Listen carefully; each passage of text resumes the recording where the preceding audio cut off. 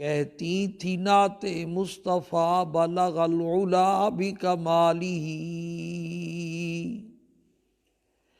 کمریاں بھی تھیں اپنے ذوق میں، ڈالی تھی گردن طوق میں، کہتی تھی اپنے شوق میں کشف الدجا بجمالہ، بلبلیں تھیں سو بسو لے لے کے ہر گل کی بو، کرتی تھی باہم گفتگو حسنت جمیع خصالہ، چڑیوں کی سن کر یہ چہچہے بلا انسان کیوں چپ رہے، لازم ہے اس کو یوں کہے صلو علیہ وآلہ، اللہم صلی علی سیدنا و مولانا محمد وعلی آل سیدنا و مولانا محمد وبارک وسلم، رب اشرح لی صدری ویسر لی امری واحلل عقدۃ من لسانی یفقہوا قولی، رب زدنی علما رب زدنی عملا، سبحانک لا علم لنا الا ما علمتنا انک انت العلیم الحکیم۔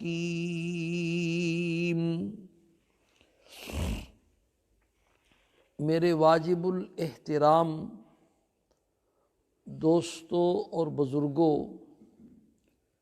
حسن خاتمہ کا مضمون بیان ہو رہا ہے کہ اللہ تعالیٰ نے ہمیں یہ جو ایمان والی دولت عطا فرمائی ہے، یہ بہت بڑا اس کا انعام اور کرم ہے کہ بن مانگے مفت میں اللہ پاک نے ہمیں مسلمانوں کے گھر میں پیدا فرما کر یہ دولت وراثت میں عطا فرما دی۔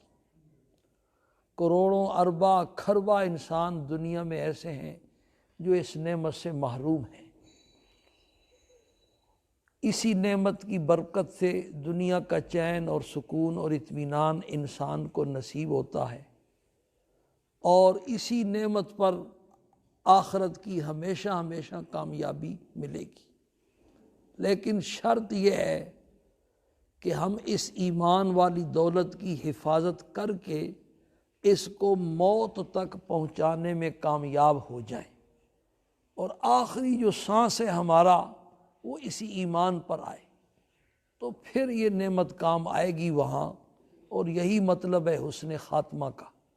اور خدا نخواستہ اگر یہ دولت راستے میں چھن گئی، ایمان کے جو ڈاکو ہیں، شیطان بھی ہے، نفس بھی ہے، اور اس کے چیلے بھی ہیں، اگر انہوں نے ہمیں گمراہ کر دیا العیاذ باللہ اور یہ دولت چھین لی، تو پھر ہماری دنیا بھی گئی، آخرت بھی گئی۔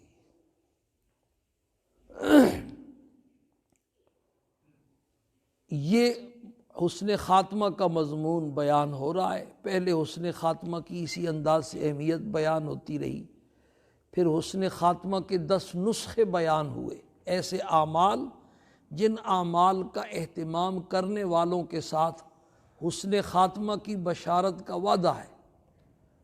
اس کے بعد پھر ایسے گناہ بیان ہو رہے ہیں جن گناہوں کی وجہ سے یہ خطرہ ہے کہ خاتمہ خراب نہ ہو جائے۔ 14 گناہ ایسے بیان ہو چکے ہیں، 15واں گناہ بیان ہو رہا ہے۔ شروع ہے سود کھانا، سودی کاروبار کرنا، کسی بھی اعتبار سے اس میں ملوث ہونا، یہ ایک ایسا گناہ ہے کہ جس کی وجہ سے ایمان والی دولت لٹنے کا خطرہ ہے۔ یہ مضمون بیان ہو رہا ہے، لیکن چونکہ سود کا رواج اتنا ہے، پوری دنیا کو اس نے لپیٹ میں لیا ہوا ہے، تو مسلمانوں کو بھی یہ بات سمجھانا بڑا مشکل ہے کہ یہ سود جو ہے نا، یہ بھی کوئی گناہ کا کام ہے۔ تو اس لیے بات ذرا لمبی ہو گئی، کچھ تمہیدی بات بھی بیان ہوتی رہی، قرآن کریم میں سورہ آل عمران میں پورا ایک رکوع اللہ پاک نے اس مضمون کا بیان کیا ہے۔ پہلے اس رکوع کی تفسیر بیان ہو رہی ہے تاکہ آپ کی ذہن سازی ہو جائے اور آپ اس بات کو قبول کرنے کے لیے تیار ہو جائیں کہ یہ واقعتاً بہت خطرناک گناہ ہے۔ وہ تفسیر ختم ہوگی انشاءاللہ ایک دو جمعوں میں، تو پھر سرکار دو عالم صلی اللہ علیہ وسلم کے بے شمار ارشادات ہیں، ان میں سے جو اہم ارشادات ہیں وہ بیان ہوں گے، تب جا کر کے ممکن ہے دل دماغ میں یہ بات بیٹھے کہ یہ بھی بڑا خطرناک گناہ ہے۔ گزشتہ جمعے جو آیت پڑھی گئی تھی، اس آیت کے آخر میں اللہ پاک کا یہ ارشاد ہے، اللہ پاک کا ارشاد ہے واللہ لا یحب کل کفار اثیم۔ اللہ پاک ہر کافر گناہگار سے محبت نہیں فرماتے، اس سے دوستی نہیں فرماتے، اس سے تعلق نہیں رکھنا چاہتے۔ کافر وہ ہے کہ جو سود کو حلال سمجھتا ہے، اور گناہگار وہ ہے جو حلال تو نہیں سمجھتا لیکن چھوڑنے کے لیے تیار نہیں ہے، کھاتا ہے۔ تو دونوں سے اللہ نے ارشاد فرمایا میرا ان سے کوئی تعلق نہیں، میری ان سے کوئی دوستی نہیں، میرا ان سے کوئی معاملہ نہیں، انہوں نے میرے ساتھ بگاڑا ہوا ہے، بلکہ اگلی آیت آئندہ جمعے آئے گی اس میں میری طرف سے ان کو اعلان جنگ ہے۔ اتنا سخت جملہ ہے۔ تو بات سمجھانے کے لیے آج جو آیت پڑھی گئی ہے یہ اس آیت کے متصل بات ہے، بھی میری دوستی تو کن لوگوں سے ہے؟ میری دوستی ان لوگوں سے نہیں ہے جو سود کو حلال سمجھتے ہیں اور سود کو کھاتے پیتے ہیں، میری دوستی ان سے نہیں ہے، میری دوستی تو کن لوگوں سے ان الذین آمنوا، میرے دوست تو ایمان والے ہیں، اور ایمان کے بعد اچھے اعمال کرنے والے ہیں، نمازیں پڑھنے والے ہیں، لوگوں کی مفت زکوٰۃ دے کر کے مدد کرنے والے ہیں۔ یہ سود کھانے والے تو لوگوں سے بٹورنے والے ہیں، میری تو بھائی ایسے لوگوں سے دوستی ہے، اور قیامت والے دن ان کو کوئی خوف اور کوئی غم نہیں ہو۔ بس یہ مختصر سی تفسیر، اور کیسا پیارا انداز ہے، مثبت اور منفی دونوں انداز سے اللہ پاک نے بات سمجھائی کہ ان سے میرا کوئی تعلق نہیں، کوئی دوستی نہیں، اور میری دوستی تو بھائی ان لوگوں سے ہے۔ اب تمہارے اپنے اختیار میں ہے کہ تم میرا دوست بننا چاہتے ہو، میرے ساتھ تعلق رکھنا چاہتے ہو، یا مجھ سے بگاڑنا چاہتے ہو۔ تو اس آیت میں اللہ پاک نے 4 چیزیں ارشاد فرمائیں۔ ان الذین آمنوا، پکی بات ہے جو لوگ ایمان لائیں۔ اللہ کی دوستی کی پہلی شرط کیا ہے بھائی؟ ایمان۔ کافر ہو اور اللہ کا دوست ہو، یہ کیسے ہو سکتا ہے؟ آپ کو پہلے بھی کئی دفعہ سنایا تو ہمارے ایک دوست ہیں، رشتہ دار تھے دور دراز سے، اور پیر بھی تھے، یہ سرحد کے علاقے میں ان کے بڑے مرید تھے۔ تو وہ کہتے تھے کہ میں جب اپنے ان مریدوں کے پاس جاتا ہوں تو مجھے، وہ سادے لوگ تھے، وہ کہتے تھے شاہ جی فلانے ہندو تھے، خدا بڑا راضی ہے۔ ہندو اور اس سے خدا کیا ہو؟ راضی ہو۔ اس کی دکان پر گاہکوں کا رش لگا رہتا ہے، اسی کو سمجھ لیے کہ اللہ بڑا راضی ہے۔ اگر دنیا کی مال و دولت اللہ کے راضی ہونے کی نشانی ہے تو پھر تو سب سے بڑا دوست اللہ کا قارون تھا، جس کے خزانوں کی چابیاں اٹھانے کے لیے ایک طاقتور جماعت تھی سواریوں کی، اور اس کے اللہ کے سب سے بڑے دشمن تو پھر وہ ایمان والے ہیں جن کے پاس کچھ بھی نہیں۔ تو بھائی اللہ کی دوستی کی سب سے پہلی شرط کیا ہے؟ ایمان۔ ان الذین آمنوا۔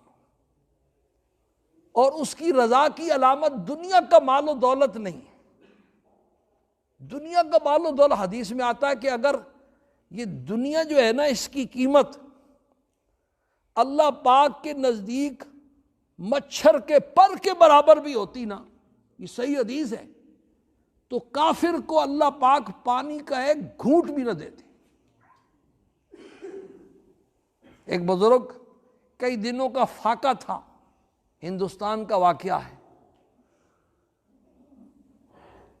تھکے ہارے ایک باغ میں داخل ہوئے، سیبوں کا باغ تھا اور سیب پکے ہوئے تھے، بس دل میں وسوسہ آیا، نماز پڑھی وہاں تو دل میں وسوسہ آیا، اے اللہ میں ایمان والا مسلمان ہوں، اور کئی دنوں سے کھانے کو کچھ نہیں ملا ہے، اور یہ سیبوں کا باغ ایک ہندو کا ہے، یہ سمجھ میں نہیں آ رہی۔ تو فوراً اللہ پاک کی طرف سے الہام ہوا کہ اگر تم اس پر راضی ہو تو تیرے ایمان والی دولت اس کو دے دیتے ہیں اور یہ باغ تیرے حوالے کر دیتے ہیں۔ فوراً سجدے میں گر گئے، اللہ سے رو رو کے معافی مانگی۔ پہلے بھی آپ کو سنایا، لطیفہ بھی ہے، ایک جو ہے نا بزرگ، پاؤں میں جوتا بھی نہیں ہے، کپڑے پھٹے ہوئے ہیں، کئی دنوں کے بھوکے، ایک شہر کے اندر داخل ہونے لگے تو دیکھا کہ شہر کا پھاٹک بند ہے، گاڑیوں کی قطاریں لگی ہوئی ہیں اس زمانے کے حساب سے جو تھی۔ تو پوچھا کہ آج کیا ماجرا ہے؟ تو کہتے ہیں بادشاہ کا باز اڑ گیا ہے، اس نے سارے شہر کے دروازے بند کرا دیے ہیں، کہیں باز جو ہے نا دور نہ چلا جائے۔ تو ان کے دل میں وسوسہ آیا، اے اللہ کیسا بے وقوف اور احمق کو آپ نے بادشاہی دے دی ہے، جس کو یہ بھی پتہ نہیں کہ باز اڑ کے جائے گا یا دروازے سے بھاگ کے جائے گا، کرونا ہفتے کے 2 دنوں میں آئے گا یا 5 دنوں میں آئے گا، اور میں تیرا نیک بندہ، ساری ساری رات تیری نماز پڑھنے والا، سجدے میں گڑ گڑانے والا، مجھے کئی دنوں سے کھانا نہیں ملا ہے، پاؤں میں جوتی بھی نہیں ہے۔ تو اللہ نے ارشاد فرمایا کہ اگر تو اس پر راضی ہے تو تیری ولایت اور ایمان والی دولت اس کو دے دیتے ہیں اور بادشاہی تجھے دے دیتے ہیں۔ تو بھائی اللہ کی دوستی کی جو بڑی نشانی ہے وہ کیا ہے؟ ایمان۔ ان الذین آمنوا، سود کھانے والے اللہ کے دوست نہیں۔ بھئی اللہ کے دوست تو یہ لوگ ہیں، اگر تم اللہ پاک سے دوستی رکھنا چاہتے ہو، اللہ کے دوستوں میں شامل ہونا چاہتے ہو تو یہ صفات اختیار کرو۔ ان الذین آمنوا، پکی بات ہے کہ بے شک ایمان والے اللہ کے دوست ہیں، لیکن کئی دفعہ جب بھی یہ مضمون، یہ حسن خاتمہ کا مضمون بیان ہی اس لیے ہو رہا ہے، کئی دفعہ آپ کو یہ بتلایا کہ ایمان صرف ایمان کا بھائی دعویٰ نہ ہو، صحیح معنوں میں ایمان جس کو کہتے ہیں، اللہ اور اللہ کے پیغمبر کا جو فرمان ہے اس کے مطابق دل کا یقین اور عقیدہ ہو، تو یہ ایمان اللہ کو مطلوب ہے۔ آج یہ اخبار میں نے یہ خبر پڑھی، گجرات کا رہنے والا ایک آدمی، اسپین جانے والا، پاسپورٹ پہ ویزا پکا لگوا کر کے ایئرپورٹ پہنچا ہے، لاہور کے ایئرپورٹ پر، اور وہ امیگریشن والوں نے پکڑ لیا کہ ویزا تیرا 2 نمبر ہے۔ قد افلح المؤمنون، ایمان والے کامیاب ہو گئے، ایمان والے جنت میں جائیں گے۔ کون سے ایمان والے بھائی؟ جن کے پاس ایمان 1 نمبر ہوگا۔ ایمان وہاں کام تو آئے گا، لیکن کون سا ایمان؟ صرف ایمان کا دعویٰ نہیں۔ اس وقت بھی دنیا میں لاکھوں لوگ ایسے موجود ہیں، ان کے باقاعدہ اجتماعات ہوتے ہیں اور وہ سارے ایمان اور اسلام کے نام پر جمع ہوتے ہیں، وہ اپنے آپ کو مسلمان کہتے ہیں اور ساری دنیا ان کو مسلمان سمجھتی ہے اور ان کے ساتھ مسلمانوں والا معاملہ اور سلوک کرتی ہے۔ حکومت کے کاغذات میں وہ مسلمان لکھے اور پڑھے جاتے ہیں، لیکن قرآن و حدیث کے ماہر علماء کا اتفاق ہے کہ وہ پکے کافر ہیں، ان کا ایمان سے ذرا برابر کوئی تعلق نہیں۔ صرف کہیں ایمان کا دعویٰ نہ ہو، اصلی ایمان، 1 نمبر ایمان، اس کی جانچ کرانی پڑے گی بھائی۔ سونا اصلی ہے کہ نقلی، یہ زرگر کو پتا ہے، صراف کو پتا ہے۔ زعفران آپ کو جو خرید کر کے لائے ہیں وہ اصلی ہے کہ نقلی، یہ پنسار کو پتا ہے، حکیم کو پتا ہے۔ ایمان اصلی ہے یا نقلی؟ 2 جمعے پہلے ایک بزرگ کے حوالے سے میں نے ایک مثال بیان کی تھی کہ بھی مچھلی وہ ہے جس کو پانی میں چین آتا ہے، اور مچھلی کو پانی سے نکال دیا جائے تو پھر مچھلی تڑپتی ہے۔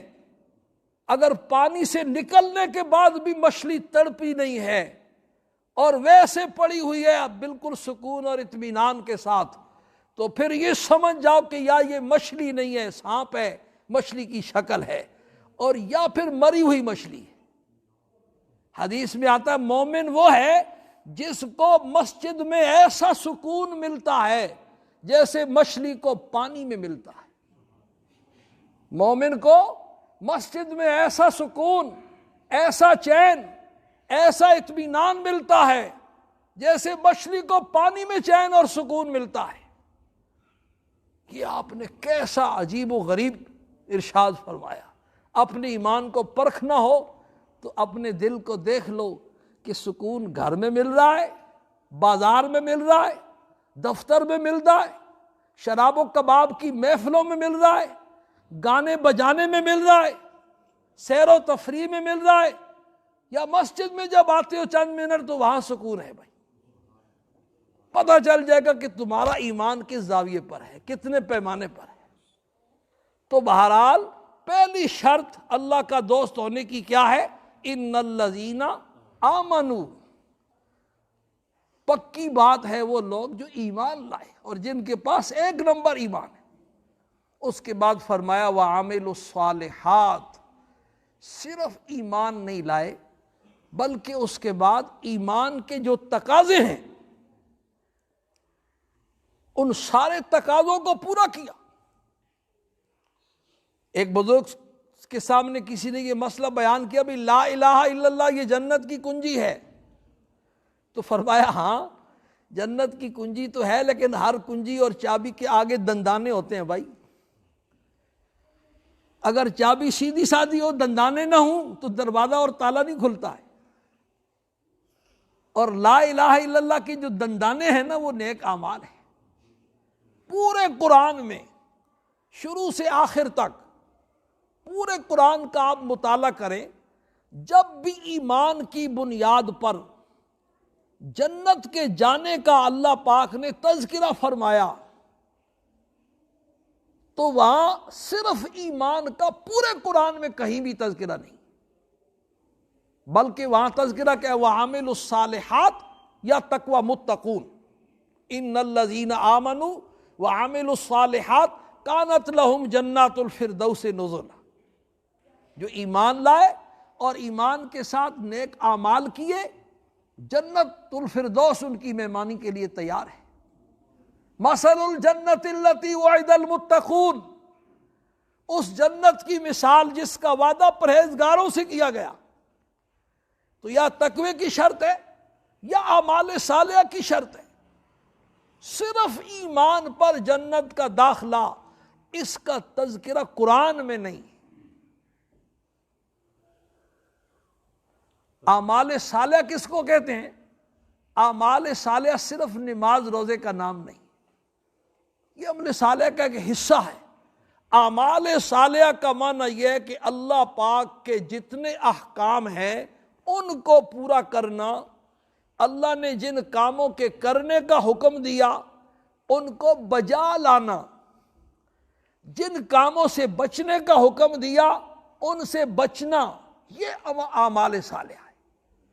پورے انبیاء علیہ الصلاۃ والسلام 1,24,000 انبیاء علیہ الصلاۃ والسلام کی جو شریعتوں کا خلاصہ ہے، نچوڑ ہے، وہ 2 قسم کے کام ہیں، کچھ کرنے کے ہیں، کچھ بچنے کے ہیں۔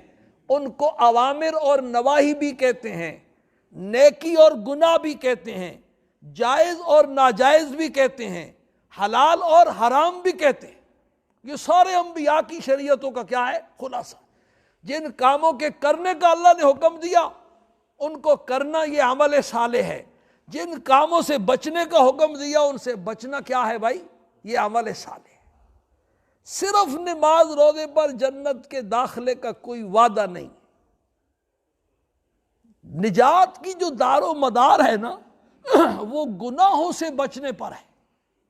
نماز نہ پڑھنا گناہ ہے، اسی طرح چوری کرنا بھی گناہ ہے، زنا کرنا بھی گناہ ہے، بد نگاہی بھی گناہ ہے، غیبت اور حسد یہ بھی سارے کیا ہے؟ گناہ ہے۔ نماز تو پڑھ رہا ہے لیکن باقی گناہوں کو چھوڑنے کے لیے تیار نہیں۔ نفلی اعمال پر نجات کی دار و مدار نہیں ہے۔ نفلی اعمال اللہ پاک کے فضل کا سبب بننے والے ہیں، کھینچنے والے ہیں، اللہ اپنا فضل فرمائے گا، لیکن دار و ضابطہ نہیں ہے، قانون نہیں ہے۔ ایک آدمی غور کے ساتھ جاگ کر کے توجہ کے ساتھ بات سمجھو، کہیں الٹی بات نہ سمجھ جاؤ۔ کبھی کبھی ایسا ہوتا ہے نا، سننے والے سو رہے ہوتے ہیں، مولوی صاحب نے بات کچھ کہی ہے، وہاں کچھ جا کر آگے جا کے کچھ بیان کرتے ہیں۔ غور کے ساتھ سنو میری بات۔ ایک آدمی فرض کرو ایسا ہے، اس نے پوری زندگی کوئی نفلی عمل نہیں کیا۔ میں ایک مثال دے رہا ہوں بات سمجھانے کے لیے۔ نفلی اعمال بھی ہونے چاہیے بندے کے پاس، لیکن ایک فرض کرو ایک آدمی ایسا ہے جس نے کبھی کوئی نفلی عمل نہیں کیا، کبھی نوافل نہیں پڑھے، نفلی روزہ نہیں رکھا، نفلی حج عمرہ نہیں کیا، نفلی صدقہ خیرات نہیں کیا، تلاوت کبھی نہیں کی، یہ بھی نفلی عمل ہے، تسبیح کبھی نہیں پڑھی، ذکر کبھی نہیں کیا، لیکن وہ بندہ ایسا قانونی ہے کہ اللہ پاک کے جتنے فرائض ہیں اور واجبات ہیں ان سب کا اہتمام کرتا ہے۔ فرض نماز پڑھتا ہے، سنت مؤکدہ پڑھتا ہے، وطروں کی نماز پڑھتا ہے، رمضان کے روزے رکھتا ہے، فرض حج ہوا تو حج فرض کر لیا، زکوٰۃ فرض ہے تو سال کے بعد پورا حساب کر کے زکوٰۃ دے دیتا، یہ فرائض ہے، لیکن گناہ کے قریب نہیں جاتا۔ پوری زندگی میں اس نے کبھی نگاہوں کو غلط استعمال نہیں کیا، کانوں کو غلط استعمال نہیں کیا، جھوٹ کبھی نہیں بولا، غیبت کبھی نہیں کی، رشوت کبھی نہیں لی، سود کبھی نہیں لیا۔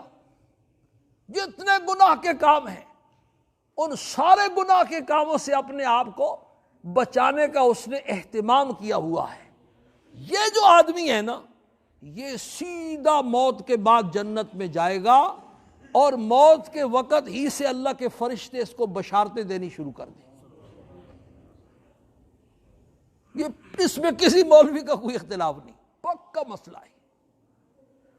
اور اس کے مقابلے میں ہماری طرح ایک آدمی ایسا ہے کہ جو نفلی اعمال پر اس کا بڑا زور ہے، نمازیں بھی پڑھتا ہے، تہجد بھی پڑھتا ہے، اوابین بھی پڑھتا ہے، چاشت بھی پڑھتا ہے، اشراق بھی پڑھتا ہے، ہر سال نفلی حج نفلی عمرے کرتا ہے، رمضان کے علاوہ ہر مہینے میں نفلی روزے رکھتا ہے، نفلی صدقہ اور خیرات بھی بہت کرتا ہے، لیکن گناہوں سے نہیں بچتا، گناہوں سے نہیں بچتا۔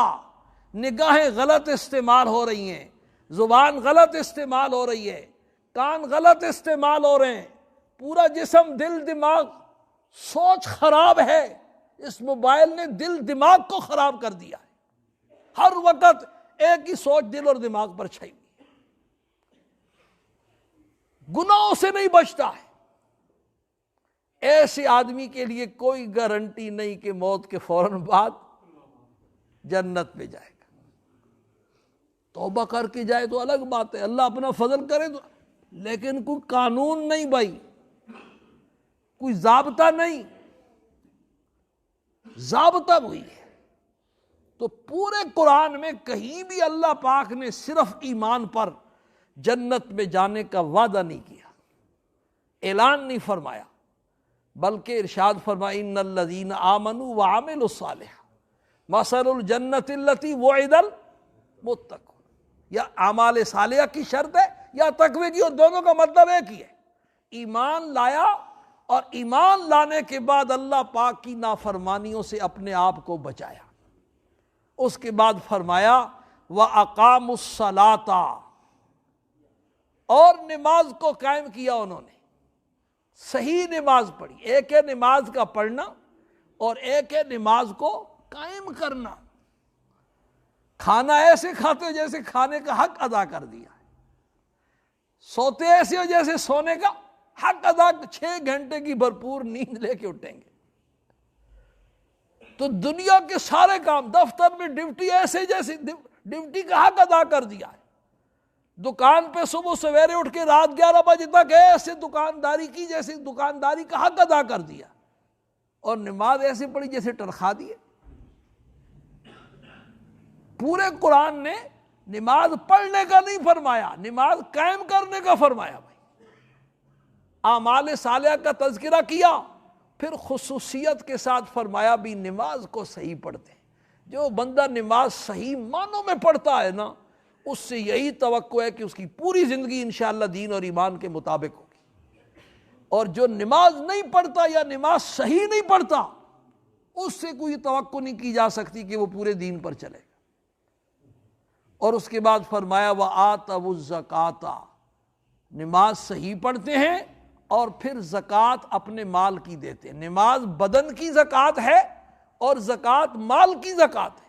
مسئلہ چونکہ سود کا بیان ہو رہا ہے نا، سود کھانے والا مفت میں لوگوں کے مال بٹورتا ہے، جتنا اس کو قرض دیا ہے اور اس قرض سے زیادہ اس سے وصول کرتا ہے، تو وہ جو زیادتی ہے وہ مفت میں لوگوں کے مال بٹور رہا ہے، غریبوں کا خون چوس رہا ہے۔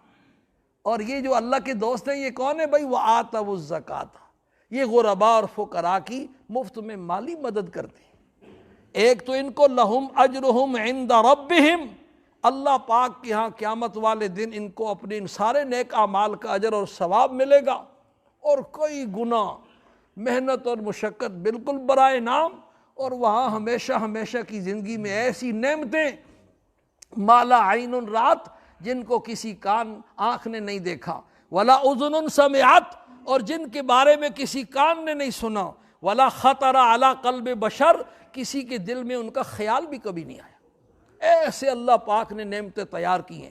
ولا خوف علیہم ولا هم یحزنون، اور اس دن نہ انہیں کوئی خوف ہوگا نہ کوئی غم اور پریشانی ہو۔